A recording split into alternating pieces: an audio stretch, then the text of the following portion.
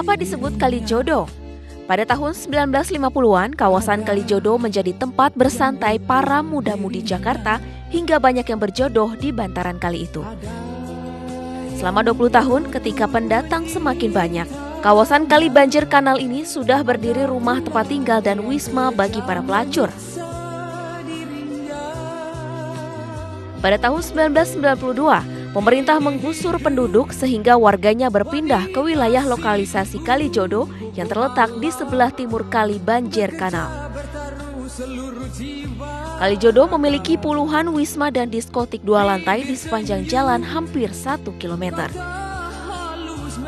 Sebagai lokalisasi pemukiman kumuh, Kalijodo berpenduduk 1.481 orang dari 317 kepala keluarga, dengan jumlah pelacur terikat berjumlah 195 orang dan pelacur bebas sekitar 250 orang. Jumlah itu terus berkembang setiap tahunnya dan membuat kawasan ini terkenal sebagai tempat lokalisasi. Bahkan ketenaran Kalijodo menjadikannya setting tempat dalam novel yang ditulis oleh Remy Silado dengan judul Cabaukan dan dibuat filmnya pada tahun 2002. Rencananya pemerintah Provinsi DKI Jakarta akan merelokasi kawasan Kalijodo menjadi ruang terbuka hijau. Kini publik tinggal menunggu cara apa yang digunakan Pemprov DKI dalam merelokasi warga Kalijodo.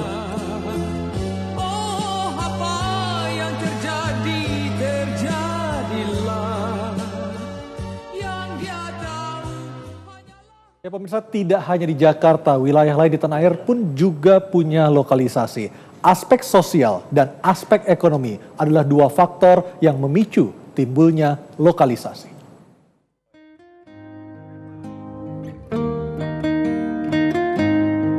Sejak zaman Belanda, Indonesia memiliki sejumlah lokalisasi yang tersebar dalam beberapa wilayah. Mulai dari Gang Doli, sempat menjadi lokalisasi terbesar di Asia Tenggara. Gang Doli yang beroperasi sejak abad ke-19 tersebut tutup pada pertengahan 2014. Kini pemerintah setempat berencana menjadikan eks-lokasi Doli menjadi kawasan ekonomi.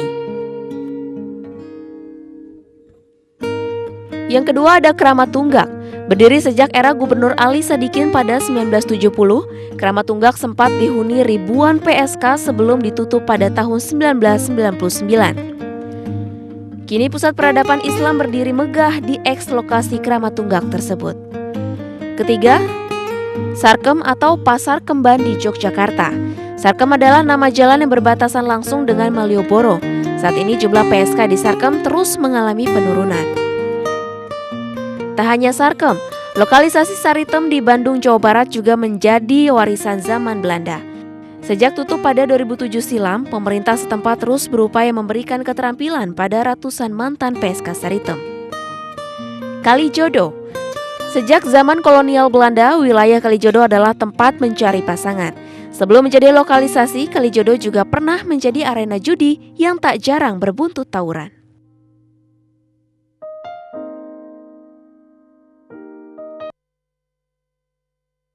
Babeh, apa yang membuat Babeh yakin para preman di Kalijodo akhirnya mau menerima keputusan pemerintah DKI Jakarta untuk dipindah? Ya negara harus menunjukkan eksistensinya, ya kan. Kalau misalnya kekuatan non negara bisa mengalahkan negara di Kalijodo, nanti orang akan lakukan di spot yang lebih gede lagi. Jadi negara harus menunjukkan kemampuannya. Tapi kalau kita melihat kultur mereka di sana, lalu mereka sudah beranak pinak di sana, apakah semudah itu untuk meminta mereka untuk keluar dari sana? Ya itu yang beranak pinak bukan di situ aja, di Gang Kalikot juga beranak pinak dulu dipindahin ya, zaman Gubernur masih Sumarno, ya kan. Itu jadi soal beranak pinak, ya mau dibilang apa? Saritem juga beranak pinak. Pindahin juga, habis gimana? Jadi bukan alasan bagi mereka seperti itu? Iya, kan kita harus lebih memikirkan mereka generasi masa depan.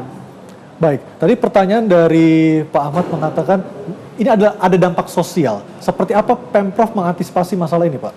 Untuk dampak sosial, kami Dinas Sosial bagian dari Pemprov DKI Jakarta, yang pertama kami akan mengidentifikasi terlebih dahulu warga DKI Jakarta yang punya KTP dan KK yang Ada berada berapa kakak di sana? di sana ada lebih kurang 1.340 KK. Artinya sekitar 2.000-3.000 jiwa yang ada di sana. 3.000 jiwa. 3.000 jiwa. Lebih kurang sana. Nah, nanti kita identifikasi ketika memang dia penduduk DKI Jakarta dan kena terjadi perombakan atau penggusuran, mereka akan kita tampung ke rusun yang kita sediakan. Bilang punya KTP dan KK DKI. Artinya seperti warga di Kampung Pole menempati rusunawa seperti itu? Iya. Mekanismenya? Iya, mekanismenya itu. Kemudian ketika untuk pekerja malamnya, pekerja PEK, ininya WTS-nya, kita akan identifikasi lagi. Karena data yang kami punya itu ada 195 wanita penghibur yang terikat, yang tetap domisili. Dan ada 200... Artinya mereka punya KTP Jakarta? Kemungkinan ada di situ. Saya tinggal di situ, domisili di penduduk tersebut. Kemudian ada 250 yang sifatnya mobile. Artinya mereka bukan penduduk DKI Jakarta. Ya, ketika yang nanti 195 ini, kami akan tawarkan pembinaan di panti kami. Pembinaan itu konkretnya seperti apa Pak Haidar? Pembinaan dilakukan panti kami akan memberikan mengubah profesinya, terutama keterampilan, kemudian juga pembinaan rohani panti kami selama 6 bulan. Itu bagi mereka yang terdaftar sebagai atau ber-KTP DKI Jakarta. Ya. Bagaimana dengan mereka atau bagi PSK yang bukan tidak, penduduk DKI Jakarta? Kami akan tawarkan untuk pulang ke kampungnya dan akan kami kembalikan.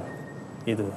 Artinya difasilitasi dengan uang Pemprov untuk kembali ke kampungnya? Kita dukung dengan Pemprov akan membiayai untuk kembali ke kampung halamannya. Sejauh ini apakah sudah ada pertemuan tatap muka dengan mereka dari Dinas Sosial? Sejauh ini kami baru mengidentifikasi data.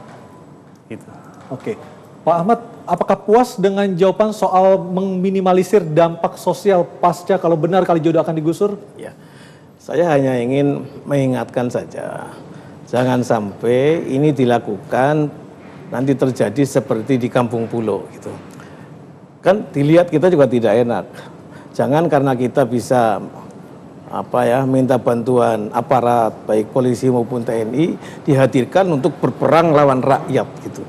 Mestinya dilakukan, pertama ada identifikasi, yang kedua mungkin ada sosialisasi, ada dialog dulu, sampai ya tidak perlu 100% selesai persoalannya, tapi sekurang-kurangnya berulang-ulang dialog. Bisa meniru Bu Risma ya, Bu Risma yang di Surabaya itu ya. Ini kan pemicunya Pak Nawawi adalah masalah ketika ada sebuah kendaraan menabrak 4 orang pengendara motor tewas dan sebelumnya pengemudi itu berada di Kalijodo. Itu pemicunya. Apakah Anda melihat ini terlalu singkat waktunya atau hanya reaktif saja dari seorang kan tidak rasional kalau hanya alasan gara-gara Fortuner nabrak orang, dia pulang dari situ langsung berapa hari kemudian akan action penggusuran. Saya pikir tidak rasional. Baik. Tidak ada program namanya kalau semacam gitu. Baik, apakah Babe setuju ini tidak rasional alasan jika hanya mengatasnamakan ada kecelakaan atau pengemudi mobil yang menabrak 4 orang pengendara motor? Ya, itu kan gara-gara itu Kalijodo ditutup. Pemicu untuk orang ingat kembali karena dilupakan sejauh ini masalah Kalijodo.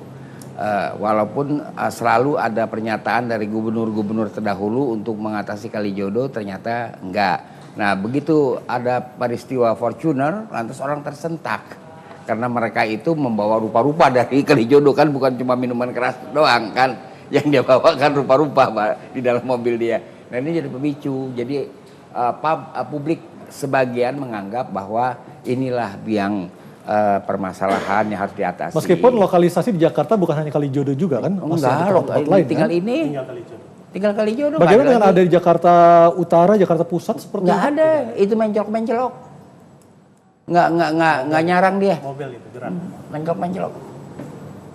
Jadi ini bukan sebuah keputusan yang reaktif dari Gubernur DKI Jakarta? Ya, apapun dia punya motivasi, ya kan. Saya kira pekerjaan yang dilakukan untuk menertibkan kota ini menjadi makin enak, makin nyaman dihuni. Saya rasa saya pribadi mendukung. Ataukah ini lebih kepada Kalijodo ini adalah lokalisasi kelas bawah sehingga mudah untuk digusur, sementara lokalisasi kelas atas sulit untuk digusur? Apakah ada motif seperti itu? Ya begini, atas bawah juga harus ditertibkan, ya kan. Bukan berarti gara-gara orang atas pademan perempuan lalu yang dibenahin yang bawah, ya kan. Yang perempuan mau orang atas, mau pejabat, mau anggota DPR, ya disapu. Dia punya lahan untuk memenuhi syahwat dia, lahannya itu disapu. Nah, jadi si bawah juga jadi semuanya kena. Baik, Pak Haidir, setelah Kalijodo nanti mana lagi lokalisasi yang akan disapu oleh pemerintah DKI Jakarta, terutama yang kelas atas? Kalau kita punya data lokasi WTS itu di Kalijodo. Yang terakhir, Hanya Kalijodo? Kalijodo. Kalau di tingkat atas itu kita belum punya data sama Belum sekali. punya data atau sebenarnya sudah mencium atau sudah melihat kasat mata tapi belum, Kalau hal itu baru rumor aja ya kita hanya terima sebatas itu. rumor? Rumor itu kita terima data-data tersebut. Namun untuk bertindak untuk lokasi A atau B kita belum punya data. Apa sulitnya untuk bertindak untuk menumpas prostitusi kelas atas, Pak Haidir? Kalau melakukan tindakan tersebut kan ya, apabila mengganggu ketertiban umum, baru kita melakukan tindakan tersebut. Nah itu yang dasar-dasar kita. Itu diatur sama Perda 8 tahun 2007 tentang ketertiban umum. Kalau kita Dan ingat- yang melakukan tindakan itu pun bukan dinas sosial. Oh iya. Oh iya, Iya. terkadang kan Pemprov DKI Jakarta bisa bekerja sama dengan Polda Metro Jaya Terpadu misalnya seperti iya. itu. Dinas Dinas sosial sosial sifatnya memberikan rehabilitasi sosial. Pasca terjadi penggusuran seperti itu kan? Iya, pasca melakukan tindakan, baru dinas sosial ditampung. melakukan rehabilitasi sosial. Kalau WTS kelas tinggi juga dibinanya Iya, di sini dibina juga di kan? kami. Iya. Yang melakukan tindakan itu instansi yang melakukan Perda. Sejauh ini apakah ada WTS kelas tinggi yang pernah dibina oleh dinas sosial? Gimana? Tidak ada. Nggak Hanya pada saat kemarin itu dari Kementerian Sosial yang melakukan pembinaan, bukan panti kami. Meskipun itu lokus deliknya atau pekerjaan ada di Jakarta. Iya, tapi itu ranah Kementerian Sosial bersama Polda Metro Kalau yang Jaya. tinggi-tinggi ke kementerian. Iya, Kalau itu. yang rendah-rendah kualitasnya ke tempat ente. Tidak gitu, Be. Oh, Enggak. bukan. Yang jelas kami di Dinas Sosial sifatnya merehabilitasi. Apakah itu dia kelas tinggi atau kelas rendah, ketika hasil penertiban penjangkauan kami yang akan rehabilitasi. Tapi kan kelas tinggi atau kelas atas dua-duanya butuh rehabilitasi. Benar, Seperti itu. ketika sudah ada penjangkauan. Bagaimana Anda bisa memilah-milah mana WTS kelas atas, mana yang kelas bawah? Nah, kita bisa melihat identifikasi pada saat hasil dari penjangkauan yang melakukan penertiban tersebut, kita adakan identifikasi berupa anamnesa, pertanyaan terhadap Apa pertanyaan misalnya seperti apa, Pak? pertanyaan asalnya dari mana, kemudian pekerjaan sehari-harinya apa, kita bisa tanya gitu. Ketentuan-ketentuan. Apakah asal daerah dan pekerjaan sehari-hari bisa menjadi latar belakang untuk menentukan dia WTS kelas atas atau bawah? Bisa, dengan pendapatannya dia yang tidak masuk. Artinya ada juga pertanyaan berapa tarifnya seperti itu? Iya. Dan barang terbukti misalnya ketika dia dijangkau oleh petugas yang melakukan penertiban itu membawa kondom misalnya, itu udah kita kategorikan sebagai WTS. WTS. Kalau dia bawa kondom, Iya, dibawa kondom pada malam hari, malam. kita jangkau misalnya di jalanan atau apa, dikirim ke kita, itu terbukti. Itu posisi. Kalau balon gimana? Kalau lain cerita deh. Itu yang hal. Jadi seperti itu saja. Iya. Jadi selama ini arti Pemprov DKI Jakarta mengatakan tidak ada WTS kelas atas di ibu kota seperti itu Kami singkatnya? tidak menyatakan tidak ada. Itu kan Anda yang menyatakan. Oke, artinya tapi Iya. belum ada data seperti itu. Kami belum punya data hal itu. Itu. Baik, terima kasih Pak Haidir dan kita Ya. masih akan kembali Talk to News usai pariwara segera kembali.